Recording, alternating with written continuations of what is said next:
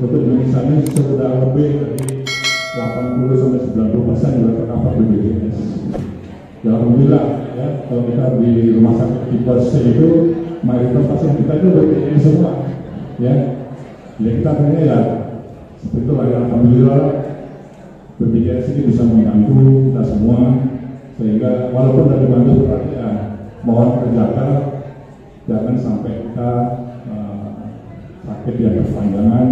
Kalau punya hipertensi, kalau dikontrol jangan seperti Anda nanti karena hipertensi sehingga badan nanti separuh ya, sehingga tidak bisa jalan, akhirnya di tempat tidur aja, akhirnya ini jadi juga ya kalau kita itu sebabnya kalau sakit bersek deh ya selesai ya. Kalau kita masih jadi kita udah sakit, kemudian alangkah menderitanya kalau kita mau sakit kronis itu kena sampai amputasi, sampai kena stroke yang hemiplegia ya, nggak bisa bergerak sama sekali, masih perlu bantuan anak istri, itu kan sangat menderita ya. Terutama yang nggak bisa dengan ACD ya, itu salah satu himbauannya untuk kita semua. Mudah-mudahan kita bisa menjaga kesehatan kita. Alhamdulillah kita masih diberi usia panjang sehingga kita masih bisa bersilaturahim untuk hari-hari ke depannya. Ya, alhamdulillah ya, saya sekarang masih aktif praktek di Rumah Sakit Albert Sudirman sama di Albert Sahabat Gani. Teman-teman kita banyak yang sering kita ketemu di sana. Kalau misalnya ada sesuatu, silakan aja. Untuk saya sendiri dan para bapak ibu sekalian, kita ingatkan menjaga kesehatan kita, semoga ke depan kita sudah baik, sehat, dan kita masih bisa mengemong cucu, masih bisa mencit, ya. Berbeda kita dengan orang dari negara sana ya. Kalau kita anak udah anak siapa ya, profesor kamu. Kalau sekarang kita anak sudah anak yang usia anak, cucu kan kita urusin baik aja. Itulah orang timur depannya ya. Kita bisa cucu kepada saya anak. Ya, masa itu aja, bapak sekalian, kemudian Mas Toto, kalian mudah-mudahan akan beri kesehatan dan perlindungan Allah Subhanahu Wa Taala. Amin ya rabbal alamin. Wassalamualaikum warahmatullahi wabarakatuh. Terima kasih Dok atas pencerahannya masalah COVID dan masalah pemakaian masker ini. Ini kan berbeda pendapat Bapak ya. Kalau saya terapkan di rumah ada COVID ataupun tidak pakai masker. Ini pengalaman saya tahun 2020 waktu di Jepang. Anak-anak belum ada COVID, ada mereka sudah pakai. Yang notabene nggak ada debunya, apalagi di Indonesia ini debu, asap knalpot dan lain-lain yang bisa juga menyebabkan penyakit. Jadi bukan karena COVID saja, bakteri COVID, tapi debu, asap itu juga akan mempengaruhi kesehatan kita. Gitu Pak Dokter ya, kira-kira? Ya, disetujui sama Pak Dokter. Tadi ada kalimat yang mungkin teman-teman bapak-bapak semua nggak. Suida itu apa? Suida lebih dari suida itu 60. Nah ini antiknya bahasa Jawa. Suida jadi 60. Baiklah, selanjutnya Pak Ustadz sudah dekat? Belum? Kalau belum, saya akan menindaklanjuti yang disampaikan Pak Ketua tadi.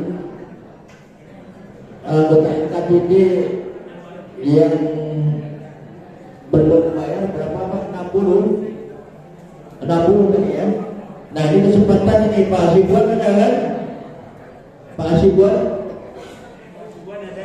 Ada. Jadi terutama juga kepada yang anggota baru, yang Pak Hasibuan itu adalah perdana NKPD, dia duduk di sana sengaja memesankan di sini. Rasanya dia sedang makan kue itu, Pak Hasibuan namanya. Silakan berbicara sama beliau.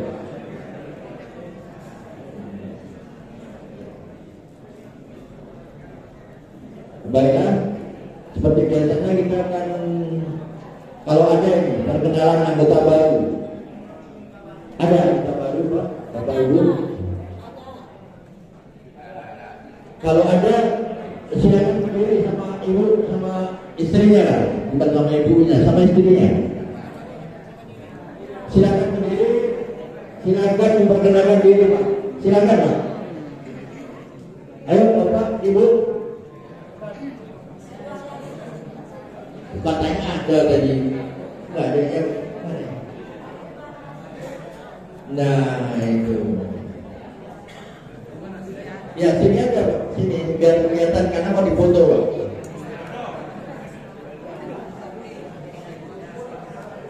Ibunya mana ibunya? Oh, maaf, istrinya mana istrinya? Sini.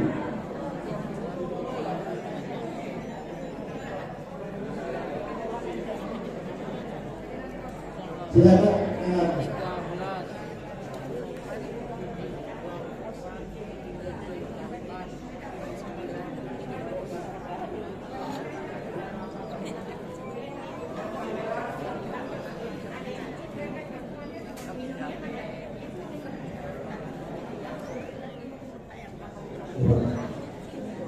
Terima kasih atas waktunya Pak. Assalamualaikum warahmatullahi wabarakatuh. Perkenalkan, nama saya Irianto Markus.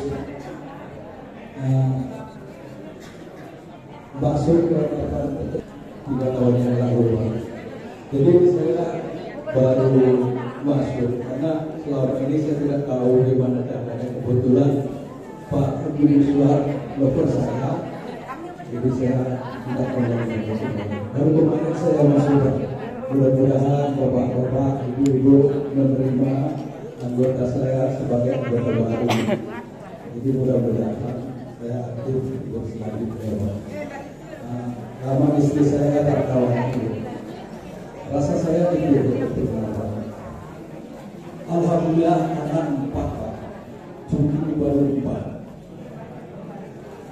Jadi alhamdulillah semua dipakai baru semua. Sudah. Dari dulu sampai sekarang. Jadi Dapat. Sudah kameramen mana nih? Udah. Ya, dokumen itu kan Pak biarkan sebagai itu. Kemudian ada sepasang lagi Bapak apa tadi? Edwariasi. Dan mana beliau? Silakan ke depan. Silakan ke depan.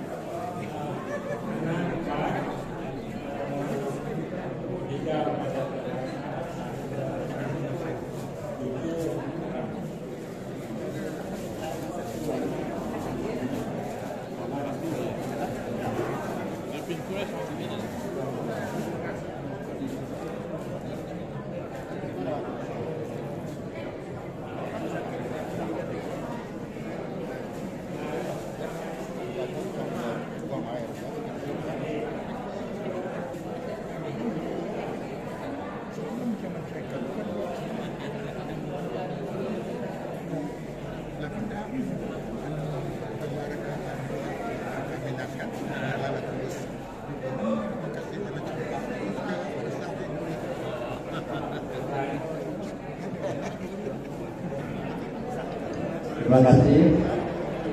Bagi anggota baru silakan melapor ke Pak Hasibuan. Pak Hasibuan yang anggota baru langsung melapor ke Pak Hasibuan. Kita selalu pensiun mulai masuk kerja tahun 72. Saya di Pakai Sulawesi itu nggak salah tahun 74. Sangkar paling lama kan masuk tahun 72. Jadi berkata ini.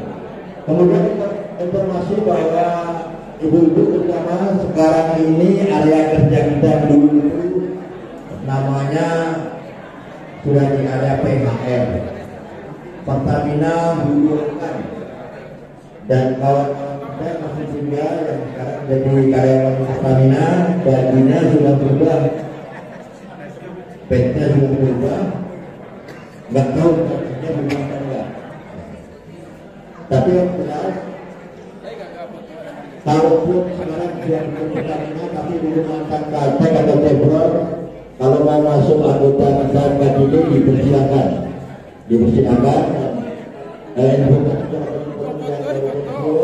Nggak tahu, mereka ada KJD, ada HPJ. Nah, ada pertanyaan, apa bedanya HPJ dengan KJD? Yang jelas kalau KJD itu semua anggota adalah muslim dan muslimah, itu ada bedanya. Tapi kalau HPJ keseluruhan dari suku mana sampai macam mereka dan agama bermacam-macam. Positifnya adalah berbeda-beda agama, berbeda-beda suku, tapi tetap bersatu. Nah, kita ini semuanya muslim dan muslim. Baiklah, Pak Ustaz sudah hadir. Senang asik. Senang asik.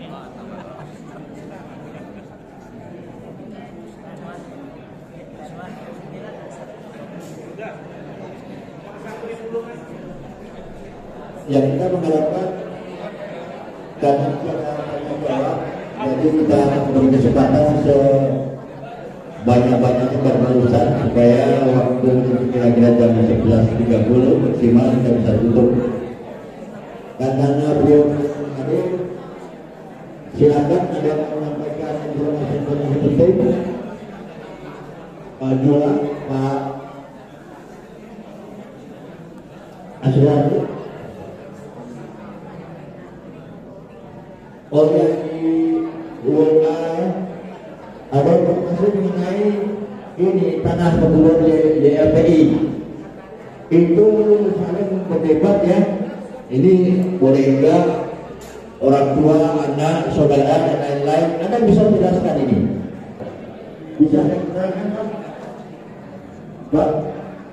Bisa mengenai LPI pemakaman.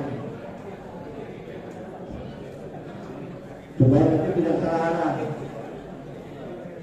Karena ada yang bilang berdua bisa, bapak berdua bisa, yang bisa anggota mantan Pemprov dan anak. Silakan Pak, supaya kami bisa menentukan.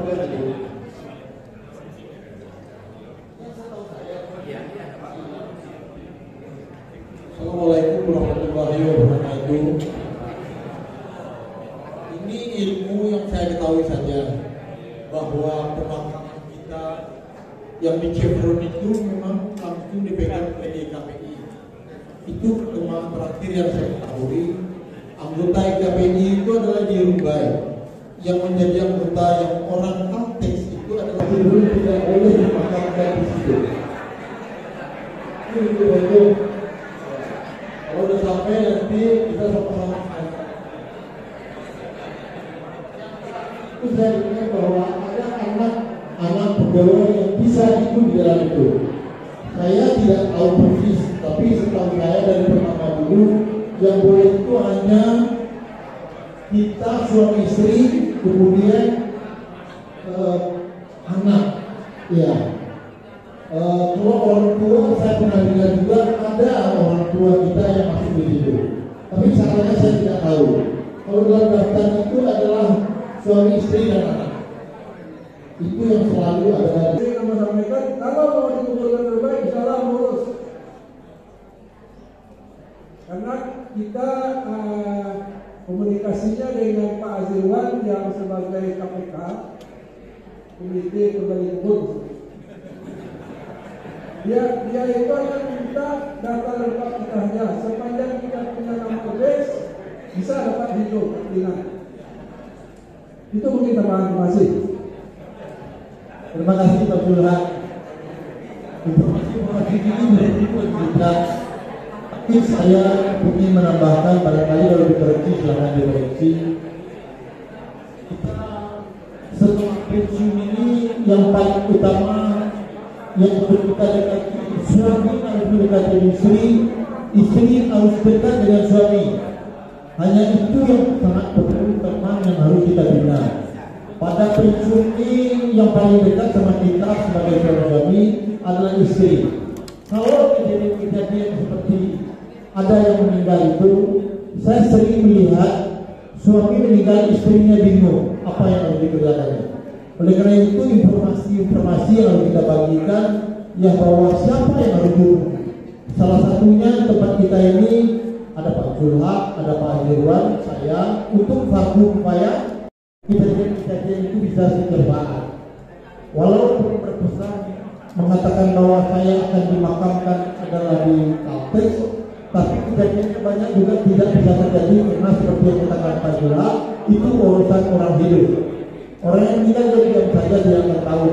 Tapi kalau berpesan, insya Allah diantarkanlah dia di begitu saja. Terima kasih Pak. Assalamualaikum warahmatullahi wabarakatuh.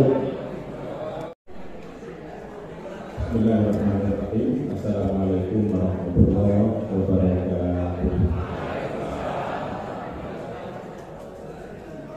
Alhamdulillah, nahmaduhu wa nasta'inuhu wa nastaghfiruh.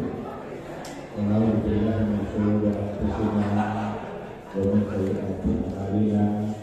May yahdihillahu fala mudilla lahu wa may yudlil fala hadiya lahu wa la murshida. Asyhadu an la ilaha illallah wahdahu la syarika lahu wa asyhadu anna Muhammadan abduhu wa rasuluhu la nabiyya wa rasulullah. Ikhwati fillah, ma'asyiral hadirin wal hadirat, bapak-bapak, ibu-ibu yang dimuliakan Allah. Mari sama-sama kita kembali bersyukur kepada Allah Subhanahu wa taala atas segala limpahan nikmat dan rahmat-Nya yang tak pernah putus dalam setiap detik hidup yang kita jalani. Dimanapun kita berada dan kapanpun, di situ pasti ada nikmat Allah yang menyertai kita. Ini tidak bisa kita pungkiri. Bahkan dalam keadaan musibah yang kita alami sekalipun, sesungguhnya di situ ada kebaikan yang diberikan oleh Allah Subhanahu wa ta'ala. Oleh karena itu, tugas kita adalah menjadi hamba Allah yang bersyukur, hamba Allah yang sadar bahwa sesungguhnya apa yang didapatnya itu semata-mata adalah atas kehendak Allah Subhanahu wa ta'ala. Kita tidak bisa berbuat apapun kalau tidak diizinkan Allah. Sekecil apapun perbuatan kita tidak bisa melakukannya kalau seandainya tidak diizinkan oleh Allah Subhanahu wa ta'ala. Bahkan hadirnya kita ke tempat ini pada pagi hari ini tujuannya adalah untuk bersilaturahim. Itu semua disuruh adalah hanya karena dimudahkan pada Allah Subhanahu wa ta'ala. Maka janganlah sampai nikmat yang sudah diberikan oleh Allah itu, tapi justru kita habiskan nikmat itu untuk menambah jumlah dosa. Harta yang diberikan oleh Allah itu adalah nikmat. Berapa banyak orang yang hartanya banyak, tapi hartanya habis untuk menambah jumlah umur yang diberikan oleh Allah yang masih ada pada kita hari ini itu semua adalah nikmat. Berapa banyak orang yang dipanjangkan umurnya oleh Allah, tapi umur yang panjang juga habis untuk menambah catatan kemaksiatan. Ini tentu sesuatu yang sangat tidak wajar, sangat tidak pantas, karena bagaikan air susu dibalas dengan air tuba. Ada sebuah hadis qudsi dikatakan pada Rasulullah SAW, Allah merasa heran dengan hamba-Nya. Apa yang diherankan oleh Allah dari hamba-Nya itu? Di hadis qudsi itu dikatakan bahwa setiap saat nikmat saya turun kepada mereka, tapi setiap saat juga catatan dosa mereka naik ke atas alas saya. Mudah-mudahan kita tidak termasuk ke dalam orang-orang yang digerakkan oleh Allah, tapi kita masuk ke dalam orang-orang yang syakiri, orang-orang yang selalu bersyukur, dan mudah-mudahan syukur yang kita berikan kepada Allah membuat kita semakin sadar bahwa kita ini adalah hamba yang hakim. Kita adalah hamba yang lemah, yang bergantung hanya bisa bergantung kepada Allah Subhanahu wa ta'ala.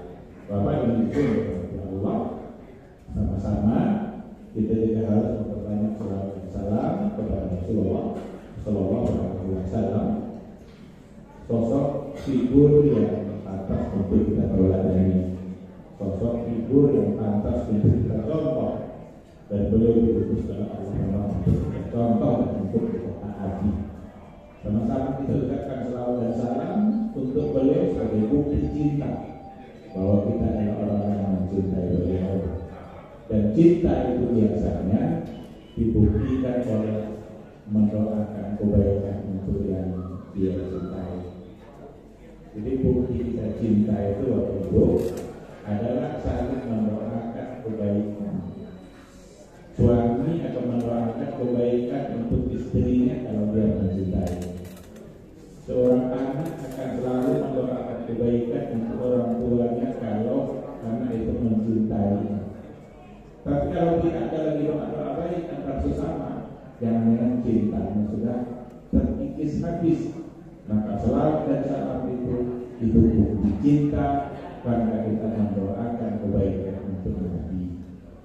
Ada yang barangkali bisa bertanya itu, kok Nabi kita doakan kebaikan padahal Nabi sudah pasti baik, Nabi sudah pasti masuk surga.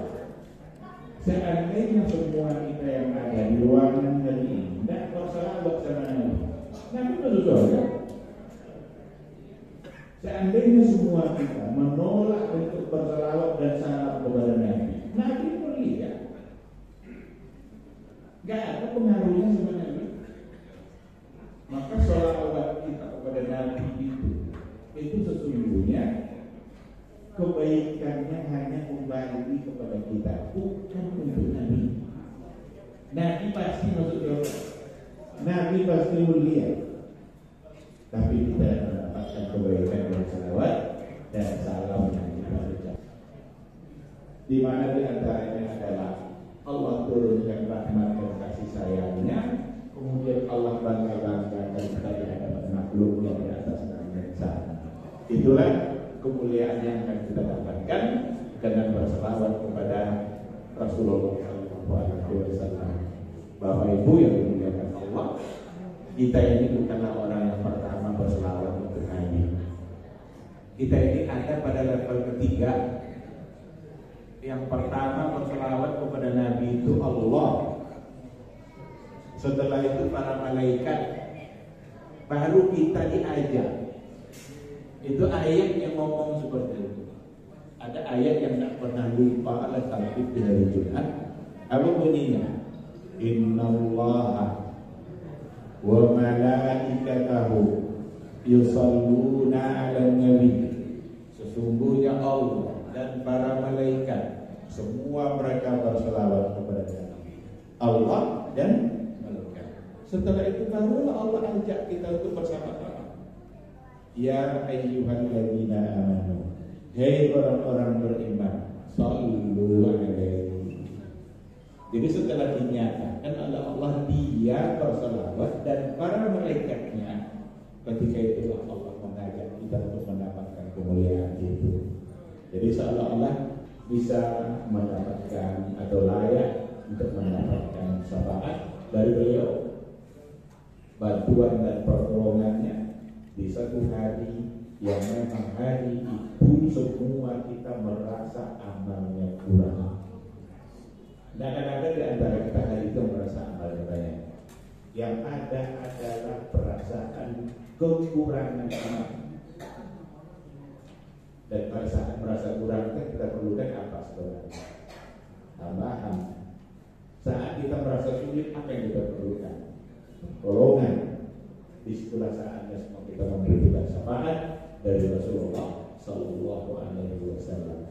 Bahkan ada di antara orang nanti yang ingin kembali ke muka bumi ini sekedar untuk sujud, ingin kembali ke muka bumi ini sekedar untuk beribadah walaupun sebentar. Sebelum datang hari penyesalan itu, sebelum datang hari di mana kita merasa kekurangan itu, dari sekaranglah kita mesti merasa kurang amal kita.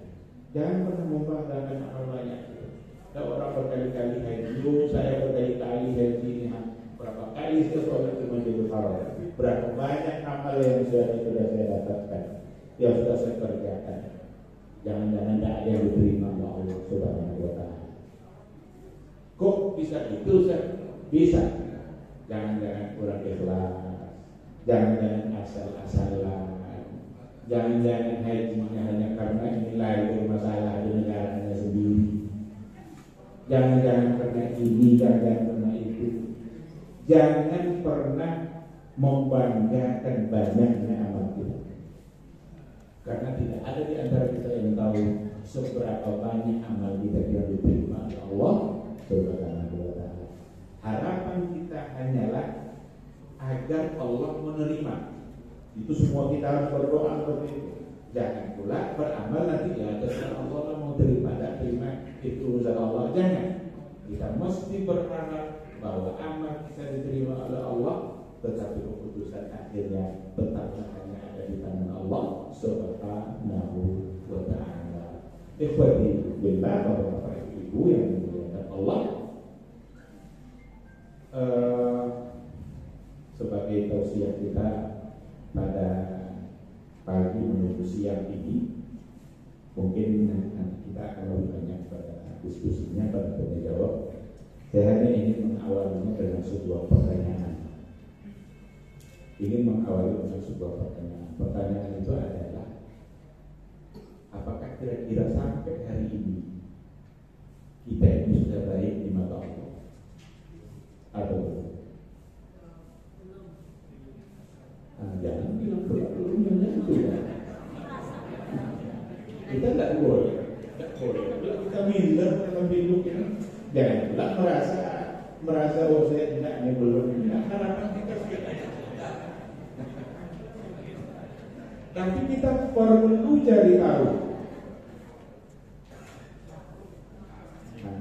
Dengan umur kita yang sekarang ini, barangkali sudah di atas 60 atau mungkin satu-satu yang masih di bawah 60, ada mungkin 65.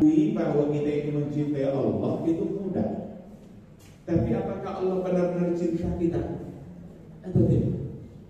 Maka apa kata Umar bin Khattab? Walaysa sya'nu fi an tuhib, walakinna sya'na fi an tuhab. Itu kata Umar bin Khattab radhiyallahu anhu. Yang penting itu bukan pengakuan kamu bahwa kamu mencintai Allah. Bukan itu yang penting, kata Umar. Walakinna sya'na an tuhab. Tapi yang lebih penting adalah untuk mengetahui apakah Allah cinta kamu atau tidak. Dan kita bisa aja kita mengaku ya, saya cinta Allah, saya cinta Nabi. Tapi apa cinta kita tidak? Apakah kita mencintai Allah sudah sesuai dengan yang Dia inginkan atau tidak?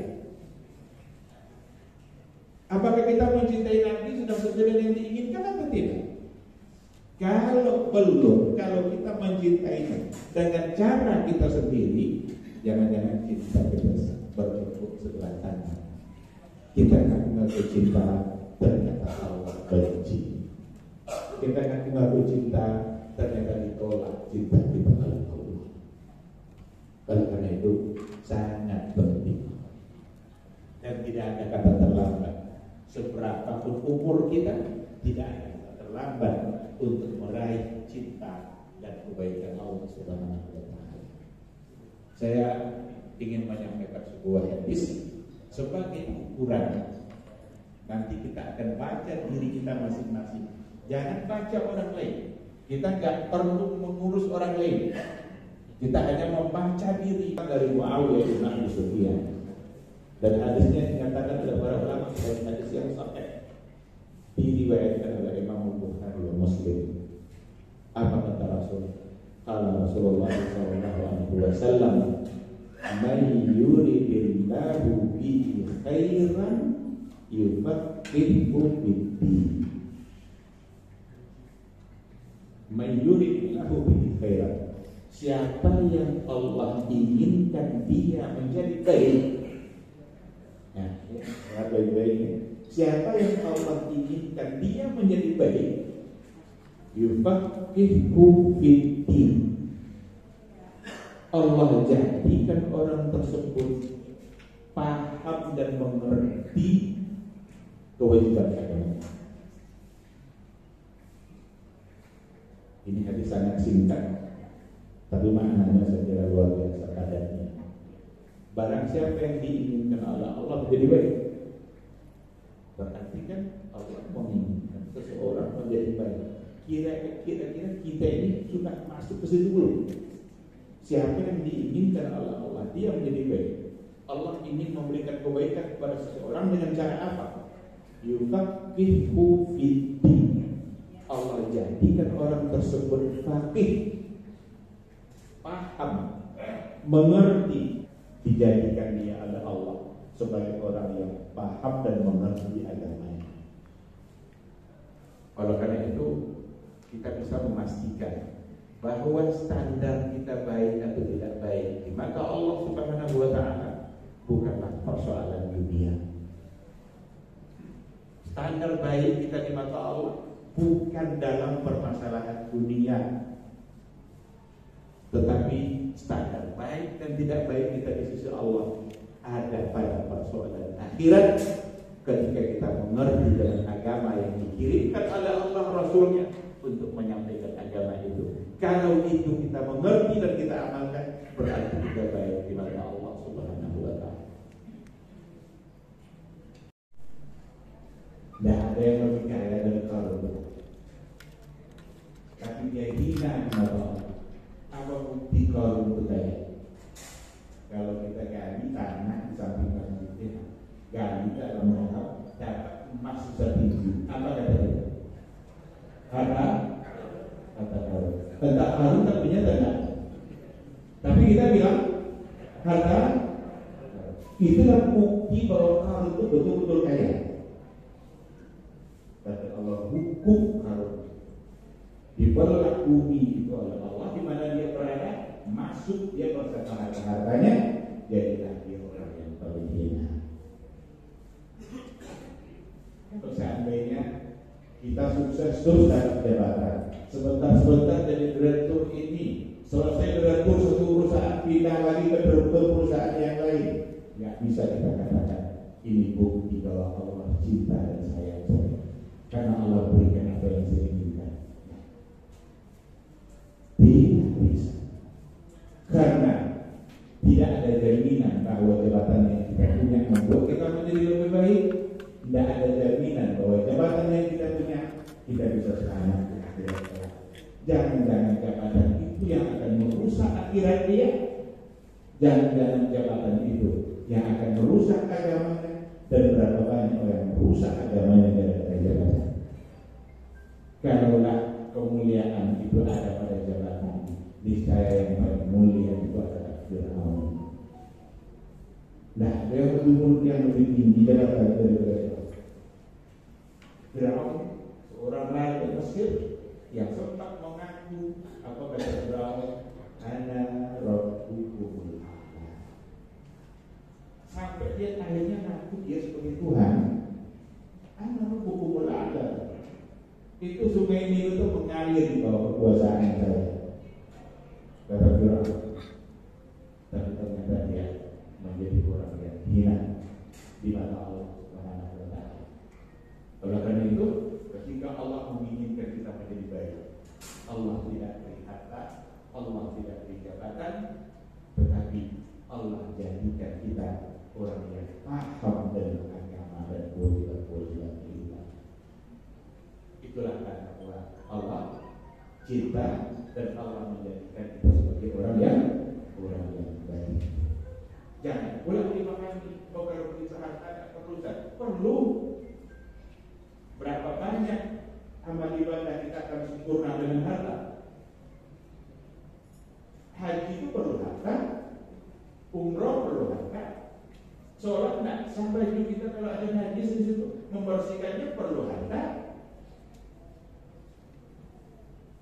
Kalau ada orang saku aja bajunya ke kebun itu juga, ke masjid itu juga, entah di mana tak sholat. Tapi ketika dia punya banyak baju, dia fokuskan baju baru untuk sholatnya.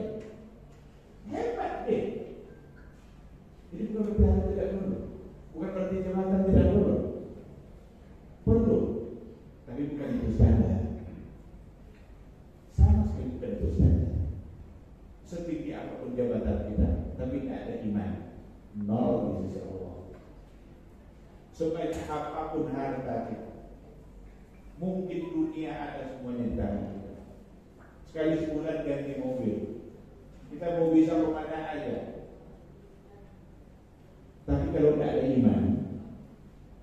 iman di dada, nol di sisi Allah. Tidak ada. Semua akan membuat kita berbiru di akhirat kelak. Oleh karena itu, pegang kata kunci yang bagian akhir tadi, yuridillahu bi khairan yufaqihu fid-din.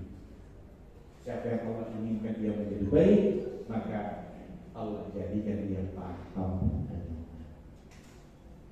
Bapak Ibu yang dimuliakan Allah, saya sedikit ingin mengulas persoalan apa yang dimaksud dengan paham agama. Ini tentu saja akan memerlukan waktu, tapi tidak akan banyak panjang. Ada 4 poin setidaknya untuk mengetahui makna paham agama. Siapa yang disebut dengan paham agama? Kapan kita disebut dengan orang yang paham agama? Yang pertama, ayyarzuqahullahu niyatan salihah. Orang pertama poinnya, orang-orang yang dianggap paham agama adalah yarzuqahullahu niyatan hasanah. Dia selalu diberikan rezeki oleh Allah dalam bentuk niat yang selalu baik. Apa aja yang dia lakukan niatnya baik. Hadir ke majelis ilmu, niatnya baik. Apa ada orang hadir ke majelis ilmu niatnya tidak baik? Ada, bisa. Ada orang hadir ke majelis ilmu sengaja dari cara nyari-nyari salah ustaz. Pokoknya saya harus hadir ke majelis ustaz ini. Apa salahnya? Nanti disebarkan di medsos. Nanti dinilai pula oleh orang apa yang besarnya itu. Oh, ustaz begini. Siapa yang tak punya salah? Tapi hadir ke majelis ilmu, apa tujuannya? Mendapatkan ilmu, mencari ilmu agar kita bisa beramal, agar amal kita diterima oleh Allah. Itu diantara. Atau datang ke majelis ilmu untuk menjadi silaturahim, dan kita bisa ketemu dengan kawan-kawan yang mungkin selama ini kita tidak ketemu. Ini mungkin bapak-bapak ada berapa lama saya tidak ketemu? Bisa saja sudah lama. Dulu waktu sekantor ketemu terus setiap hari. Kalau sudah pensiun, inilah saatnya. Kira-kira niat silaturahim itu baik atau tidak? Baik. Jadi niat salihah itu ikhlas karena Allah. Apa makna ikhlas karena Allah? Jadi kerjakan sesuatu ikhlas karena Allah. Artinya adalah dengan tujuan yang diridhai oleh Allah Subhanahu wa Ta'ala. Itu makna ikhlas karena Allah. Silaturahim disuruh oleh Nabi kita. Berarti kalau kita hadir untuk silaturahim itu sudah salah satu dari niat yang baik. Tidak sekedar silaturahim, mendapatkan ilmu, karena kita akan mendengarkan tausiah. Mendengarkan ilmu dalam tausiah diperintahkan oleh Nabi kita, karena talabul ilmi fardhu 'ala kulli muslim. Menuntut ilmu itu fardu, wajib hukumnya bagi setiap muslim. Jangan dikira menuntut ilmu itu nanti harus di S2, S3, enggak. Ini sekarang saya juga mohon maaf, ini agak terlambat ya. Karena saya tadi masuk di kelas S3 Malaysia, anak Malaysia masuk telepon nazar kan, telepon nazar saya hentikan, saya cukup ya langsung saya pergi ke sini. Jangan dikira belajar itu harus di bangku kuliah seperti itu, enggak. Apapun dan dimanapun kita bisa belajar. Sekarang kita belajar tidak mikir, belajar kita mengamalkan hadis Nabi, para ulama ilmi fardhu 'ala kulli muslim. Niatan salihah, berzakat, niatan salihah, niatnya harus baik. Jangan untuk tujuan-tujuan yang lain. Jangan untuk tujuan-tujuan pria, untuk tujuan-tujuan harus disebutkan namanya, harus dipuji-puji oleh orang. Karena ada pula orang yang mau beribadah kalau sebelum namanya ditulis di situ. Kira-kira Allah tahu nggak kalau kita berikan sesuatu harta kita, lalu tidak tertulis nama kita, tidak disebut, Allah tahu nggak kalau yang berinfak dari itu? Allah tahu. Serahkan semua kepada Allah. Maka yang pertama itu ayyarzuqahu niyatan salihah. Allah beri dia rezeki dalam bentuk niatnya selalu. Di sini ada pelajaran juga. Kenapa dibahasakan yarzuq di situ? Padahal hubungan sama niatan salih. Itu artinya bahwa yang namanya rezeki itu bukanlah hanya harta. Kita kadang salah dalam memahaminya. Kalau rezeki, apa yang ada dalam asumsi kita, dalam bayangan kita, apa kalau rezeki?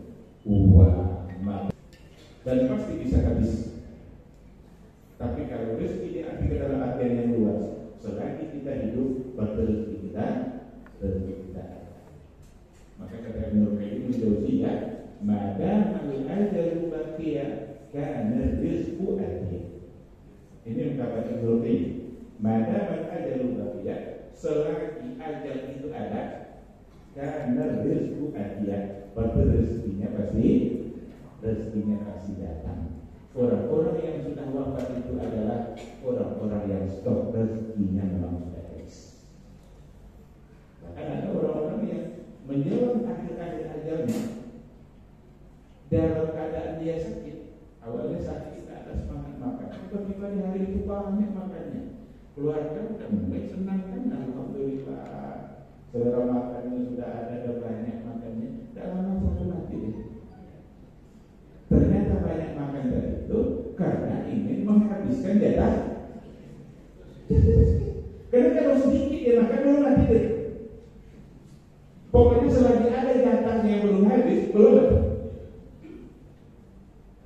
Nanti kalau makan semua mendarat, saya banyak sih. Boleh juga tanyakan,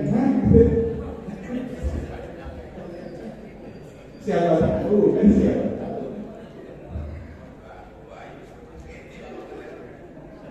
Tapi jangan pula sedikit-sedikit makan.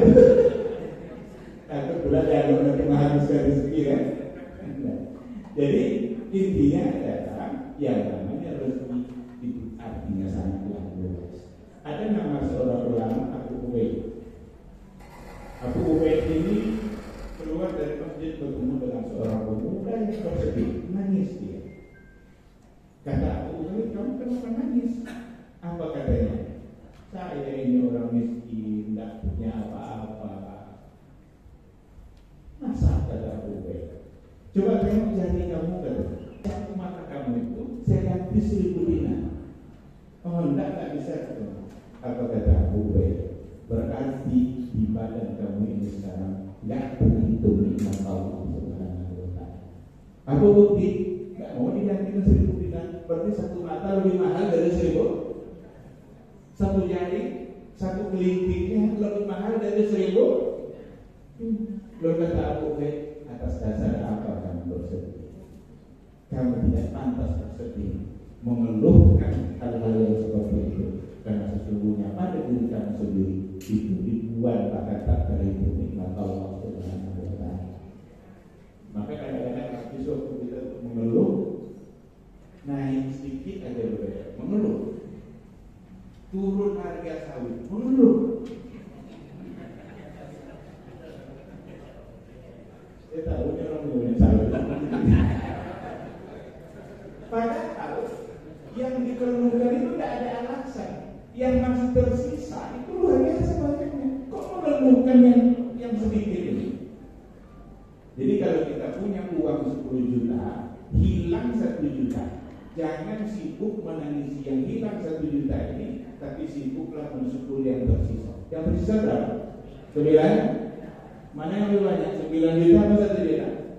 Kok kita sibuk sama yang 1 juta yang sedikit? Itu urusan Allah. Allah yang menentukan. Jangan-jangan selama ini nyumbangnya juga kurang, Allah ambil. Jadi harta ini kalau tidak kita keluarkan di jalan baik, dia akan keluar sendiri dengan cara yang diatur Allah. Entah dia hilang, entah tidak dibuat sakit, lalu habis uang kita untuk berobat. Sekarang kalau saya mau minta dipilih, mana yang lebih mau? Sehat, tidak ada sakit, tapi uang sedikit. Ini benar-benar cerdas orang ini. Tidak merugi kan? Ngapain pilih yang sakit-sakitan kan? Pilih banyak duit, tapi tetap. Baik, itu poin ayat Rasulullah niyatan saleh.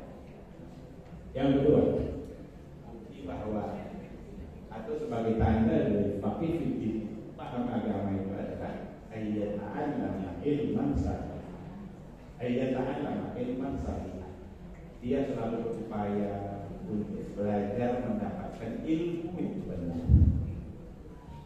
Berupaya untuk selalu mendapatkan ilmu yang benar. Ilmu yang benar itu seperti apa? Ilmu nanti akan dibagi-bagi. Ada hal-hal yang berkaitan dengan agama kita. Kalau ditanya anak kita ini, apa hukum menuntut ilmu? Hukum menuntut ilmu itu adalah sesuai dengan kedudukan ilmu itu sendiri. Apabila ilmu itu berkaitan dengan hal-hal yang fardu ain, hal-hal yang fardu ain, ya, maka menuntut ilmunya juga fardu ain. Tapi kalau ilmu berkaitan nanti dengan hal-hal yang bukan sifatnya fardu ain, maka menuntutnya tidak sama kedudukannya dengan yang fardu ain. Sholat itu wajib fardu ain, seperti belajar sholat hukumnya wajib. Sholat tidak sah kalau tidak berwudu. Wudu ini menentukan keabsahan sholat. Berarti mempelajari itu hukumnya wajib. Berapa banyak orang berwudunya asal-asalan dan kedua sebentar lagi dia akan mengakhiri kehidupannya, belum juga tahu bagaimana cara berwudu yang baik. Orang yang fakih fikih, orang yang diberikan kebaikan oleh Allah, orang yang paham dan agamanya adalah ayat ta'allama ilman sahihah. Orang yang selalu berupaya untuk mempelajari ilmu yang benar, ilmu yang membantu dia di akhirat kelak, ilmu yang menyelamatkan dia pada mahsyar. Dan kalau seandainya ada yang ingin dipertanyakan, satu atau dua pertanyaan.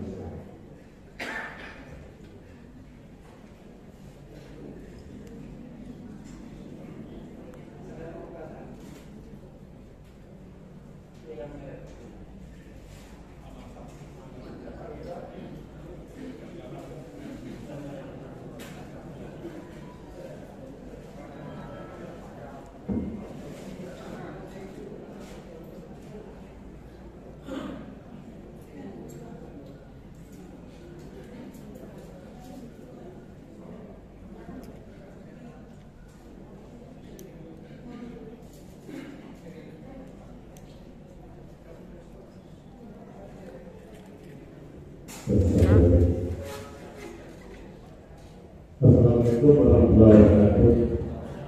Terima kasih Mas Aras. Terus tadi yang disampaikan oleh Ustaz bersama kita tentang pengajian tentang keempat itu yang diberikan itu mengenai rezeki, kemudian yang pertama untuk diri kita sendiri, apakah yang kita lakukan ini kira-kira bisa dan kita rasakan dari yang lain. Kedua, orang yang mungkin sudah melakukan banyak itu kira-kira dapat tidak dilihat secara fisik. Mungkin itu yang bisa. Terima kasih. Baik, terima kasih. Saya hanya ingin tanggapi yang pertama. Yang kedua, kita tidak perlu memikirkan orang lain. Biarlah orang itu pula yang memikirkan diri dia. Karena nanti jangan-jangan tidak berimbang. Kita lebih sibuk menilai orang lain.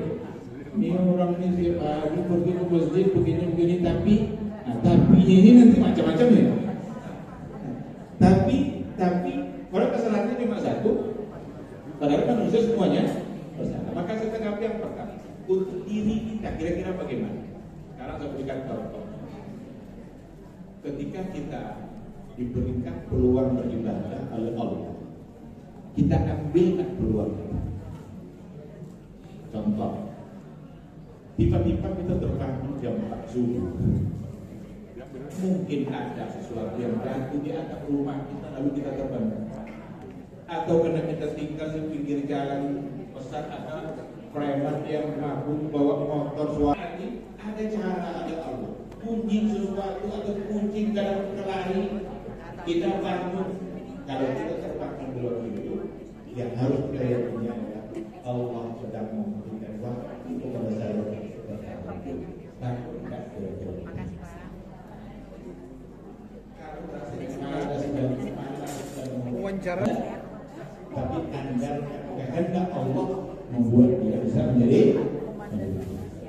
Jadi kalau kita ambil peluang tadi, maka insya Allah itu adalah bentuk dari bukti bahwa Allah mencintai, Allah menyayang.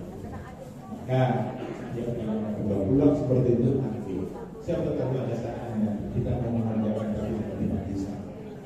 Ada saatnya kita sudah mau rajin tahajud tapi kita sudah kita mau rajin ke masjid tapi kaki sudah asal murah. Mau rajin berinfak tapi ternyata sudah tidak sebanyak dulu dari stok yang dimiliki. Selagi ada kita akan peluang untuk mendapatkan cinta dan kasih sayang Allah Subhanahu wa Ta'ala. Saya kira seperti itu. Yang kedua,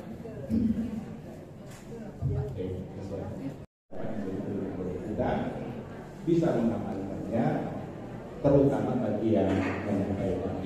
Mari kita sama-sama berdoa kepada Allah. Semoga dosa-dosa kita diampuni, bukan hanya untuk kita, tetapi juga untuk orang-orang yang tidak mendahului kita. Allahumma ighfir lana dzunubana wa liwalidayna warhamhuma kama rabbayana shaghira wa li jami'il muslimin wal muslimat wal mu'minin wal mu'minat al ahya minhum wal amwat innaka sami'un qaribun mujibud da'wat amin ya fatihah hajat. Allahumma ij'al jam'ana hadza jam'an marhuma wa tafarraqana min ba'dihi tafarraqan ma'suma. Rabbana taqabbal minna innaka antas sami'ul 'alim wa tub 'alaina innaka antat tawwabur rahim. Rabbana atina fid dunya hasanah wa fil akhirati hasanah wa qina adzabannar. Subhana rabbika rabbil izzati amma yasifun wa salamun 'alal mursalin walhamdulillahi rabbil alamin. Terima kasih. Subhanallah wa bihamdihi. Wassalamualaikum warahmatullahi wabarakatuh.